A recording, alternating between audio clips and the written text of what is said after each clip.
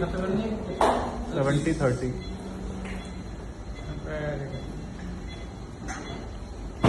Growth ठीक है, देख रहे हो राइट यूरेट्रिक ऑरिफाइस से ही ऑराइज, ये लेफ्ट ऑरिफाइस है ठीक है, नॉर्मली आइडेंटिफाइड राइट ऑरिफिस ये है, I think very near to the right orifice ठीक है, almost 1 centimetre, single growth papillary ठीक है, low grade only, I told you ना, यंग मेल, अदरवाइज ब्लैडर, ये पोस्टीरियर वॉल है, ये लेफ्ट लैटरल, ये राइट लैटरल ठीक है, ये एंटीरियर वॉल, ये ले लो ठीक है चलो। गुड इवनिंग फ्रेंड्स, मैं doctor Sahil Sachdeva, urologist and renal transplant surgeon. आज आपसे डिस्कस करूंगा बहुत ही मुख्य कारण पेशाब में खून आने का, जो कि है कैंसर ब्लैडर। कैसे ऐसे पेशेंट्स प्रेजेंट करते हैं और क्यों आज मैं आपके समक्ष टॉपिक लेके आया हूँ। कल ही रिसेंटली मेरी ओपीडी में एक बहुत ही यंग मेल आता है 21 ईयर ओल्ड,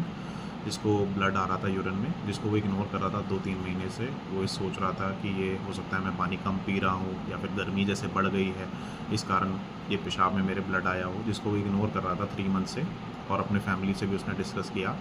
पर उसने जब देखा कि ये नहीं जा रहा है तो फिर वो मेरे पास आया एज ए यूरोलॉजिस्ट। मैंने उसका स्कैन कराया और मैंने उससे पूछा कि क्या आपको खून के कतरे भी आते हैं। तब मुझे पता चला कि उसको जो है, पहले हम सोचा हमने कि हो सकता है कोई स्टोन आके फंस गया हो, क्योंकि उसको हल्का मीठा मीठा दर्द भी था, पेशाब में जलन भी थी, जैसे सिस्टाइटिस या फिर स्टोन की वजह से भी यंग एज में कभी कभी ब्लड आ सकता है। लेकिन जब हमने उसका अल्ट्रासाउंड कराया तो हमें पता चला कि उसके पेशाब के थैले में सूजन है, एक रसौली है। अब हम कल उसका जो है ऑपरेशन भी प्लान कर रहे हैं। तो क्या ऐसे मुख्य कारण होते हैं जिसकी वजह से कैंसर ब्लैडर मिलता है? जनरली बढ़ती हुई उम्र के साथ ओल्ड एडवांसिंग एज में कॉमनली मिलता है, या फिर उन पेशेंट्स में जो कि डाई वगैरह की फैक्ट्रीज़ में काम करते हैं, या फिर जो पेंटर्स होते हैं, या फिर जो इंडस्ट्रीज़ में काम करते हैं जहाँ पे प्रदूषित होता है, फर्टिलाइज़र एक्सपोजर होता है, वहाँ पर एरोमेटिक अमाइंस जहाँ पे यूज़ होते हैं, वहाँ पर ये कॉमनली मिलता है। इसके अलावा कभी दूषित पानी में जहाँ पे आर्सेनिक ज़्यादा होता है, उनमें भी कॉमनली मिलता है। स्मोकर्स में जो बहुत ज़्यादा सिगरेट पीते हैं, बीड़ी का सेवन करते हैं, टबैको कंज्यूम करते हैं, उनमें भी ये कैंसर बहुत कॉमनली मिलता है। इसके अलावा जो कुछ पेशेंट में लंबे समय तक नलकी पड़ी रहती है, जैसे कि उनको न्यूरोजेनिक ब्लैडर रहता है, या फिर उनको पेशाब के थैले में कभी लंबे समय तक इन्फेक्शन रहता है, सूजन रहती है, तो इसमें भी एक वेरिएंट होता है जिसको हम कहते हैं स्क्वैमस सेल कैंसर। जैसे ये नॉर्मली जो होता है वो ट्रांजिशनल सेल कैंसर होता है ब्लैडर में, लेकिन मसाने में दूसरे तरह का वेरिएंट स्क्वैमस सेल कैंसर, जो कि स्टोन की प्रेजेंस में या कभी कभी इन्फेक्शन एक होता है जिसको हम बोलते हैं सिस्टोसोमा हेमेटोबियम,